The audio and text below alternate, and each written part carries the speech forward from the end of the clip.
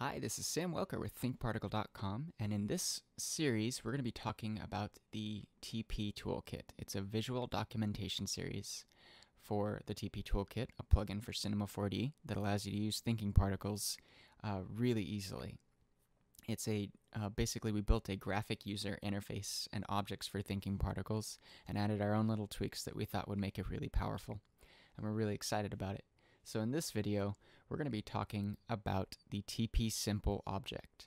So let's go ahead and jump in again to add, as we explained in the first video. And if you haven't watched it yet, go ahead and watch the first video of adding objects to the scene and getting the TP Toolkit installed. Once you've got your scene set up though, you can go ahead and open up the TP Toolkit plugin, and we're going to just drag in, or excuse me, add and close the TPSimple object. And since I've already done that, we're going to go ahead and delete it. So we're going to set it up, and it's going to emit particles like such. Okay. So how you do that is, well, actually, we will add it one more time. Here you go, the TP Toolkit. And we're going to delete the original one. There you go. So initially, it's going to come in and it's going to do that. It's just going to emit these particles in that axis, the z-axis, with a variation of direction of 45 degrees. So it's going to emit in a 45-degree cone. Okay. So the first thing we're going to do is look at enabling and disabling the emitter. So if you have particles in the scene, they'll keep going, but once you disable the emitter, it's going to stop adding particles. Okay. So go ahead and leave that checked when you want to add particles, and you can turn it off to uncheck it. To stop emitting. Next, we have particle groups. If you only have one thing, one objective in your scene, one simulation of particles, you don't need to add a particle group. But if you're going to start adding some complexity, you're going to want to add a particle group. And we have our native particle group that comes with the TP Toolkit that is called the TP Toolkit. And that's a red particle group that you can add, and you can add more particle groups very easily by right-clicking and hitting Add. Okay, and then you can right-click and remove those particle groups as well. And you can click right here, change the color if you want to have it be more visible if red isn't really suiting your needs. So next, once you've dragged that in, again, the thinking particle settings, as we talked about in the first video, can be found right here under the Simulate menu, Thinking Particle Settings. All right, next we're going to talk about the particles per second. Okay, particles per second are how many particles are emitted from the emitter every second. So right now we have 150 particles emitting per second.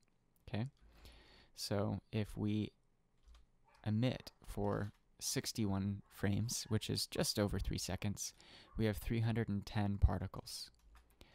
So if we keep on emitting, we're going to have that number go up and up and up. So if we have our particles per second set to 15,000, we're going to have, at about 1 second, we're going to have 16,500 particles.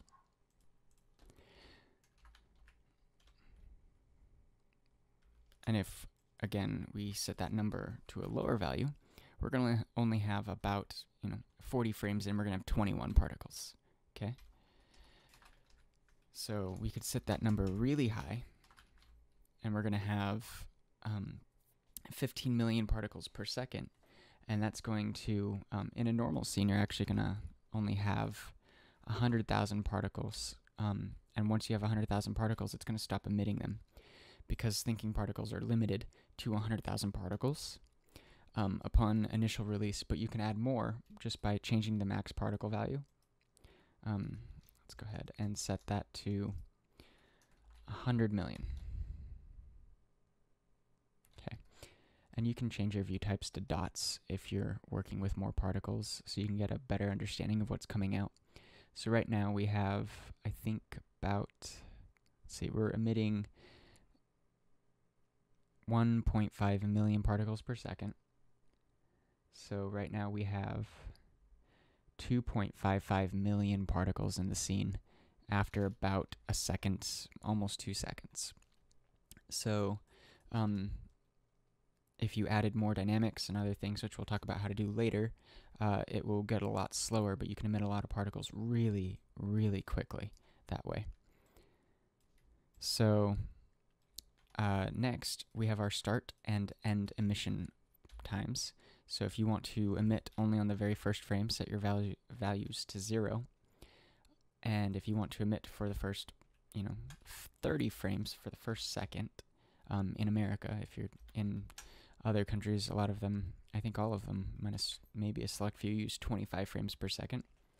And if you're working in film, 24 frames per second. But you can pick how many frames you emit for. Let's see, say you want to emit for the first frame, but you only want to emit, but you want to emit more than 5 particles. So you're going to have to just turn that number up right there, the particles per second, and that will add enough particles. Adding zeros will multiply what value you have per frame. So right now we have 5,000 particles coming out, just like that. Okay, so let's go ahead and emit for the first, well, let's go ahead and put it back. We're going to just keep on emitting as is. Now we'll talk about the lifespan of a particle. A particle's life is kind of like a human's life. Each particle has an objective.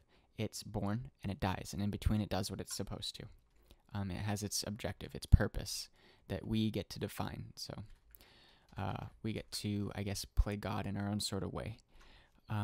So if a thinking particle has a frame or a life of 30 frames, they're going to all die, the particles that are emitted. You saw other particles emit. That's because the particles that were already in the scene had a longer lifespan, so we changed it and it's been updated. So if you saw those particles that went on beyond that. But if a particle has a lifespan of 30 seconds, then it's going to emit and travel in the direction it's supposed to for 30 seconds, and then it will delete itself, okay? And we can add variation that will say, basically, you have a 30-second lifespan, but I want you to go anywhere between 0 to 30 seconds randomly, and we will assign you a life. So some particles will have a shorter life, like 2 frames, and some particles will have a longer life, like 30 frames. Next, we can define the speed. And the speed is currently set natively to 100. We're going to set it to 1,000. It's going to go a lot faster. Or we'll set it to 10. Okay, and just for the example, we're going to set it to 150. And the particles are going to move out at a good speed, nice and fast, but not too fast. Enough that we can see them, but and enough that they're moving. Next, we're going to set the speed variation to 100%. And that's the same exact thing as the life variation, but instead of affecting the lifespan of the object, it's going to say you're going to move anywhere between 0 and 150 units. And that's going to stay the same for your entire life.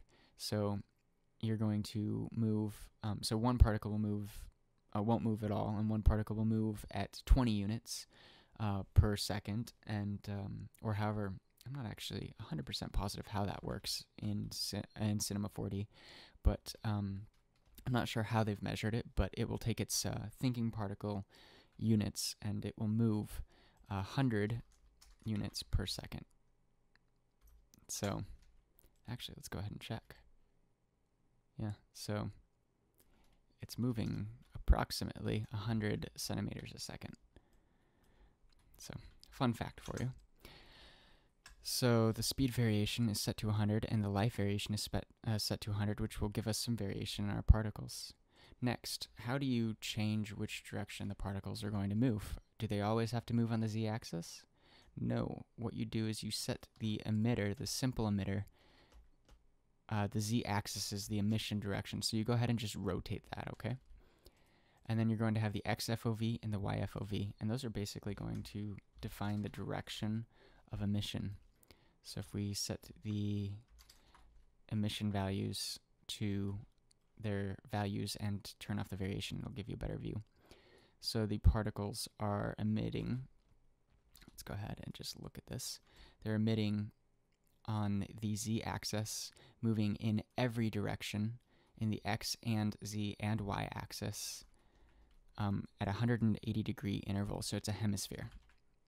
Okay. If we set that to 360, these values are going to define the cone, or the direction of travel from the z-axis. So a great way to imagine that is to take an object, take a cone, and move it up like this, okay, on the negative y-axis. And actually that's really not going to function exactly like we want it to, but you'll get the idea. This is actually we could technically find out the degrees of what this is. So this is roughly a 45-degree angle. I think it's more along the lines of 50 or 60.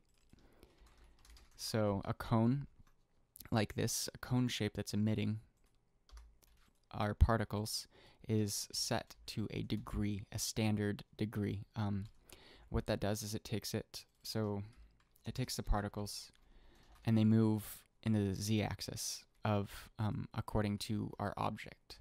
So right now that's the y-axis of the world, and we've set our x FOV and the y FOV values to 0, so they're just moving along the z-axis.